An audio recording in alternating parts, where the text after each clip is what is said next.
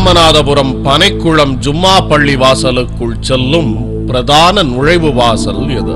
இந்த பள்ளிவாசலுக்கு கிழக்கு, மேற்கு, வடக்கு மற்றும் தெற்கு என 4 திசைகளிலும் வாசல்கள் உள்ளது.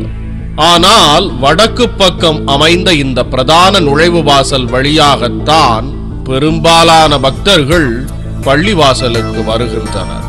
இந்த வாசலின் உள்ளே பசுமையான மரங்கள் கண்ணுக்கு குளிர்ச்சியாக நடப்பட்டுள்ளன. இந்த பள்ளிவாசல் 110 ஆண்டுகள் பழமையானது. இதை கட்டுவதற்காக மதுரை அருகில் உள்ள யானைமலையிலிருந்து கற்கள் கொண்டு வரப்பட்டுள்ளது. எந்தவித வசதியும் இல்லாத காலகட்டத்தில் இந்த பள்ளிவாசல் கட்டப்பட்டுள்ளது. பள்ளிவாசலின் எதிரில் முஸ்லிம் நிர்வாக சபை அமைந்துள்ளது.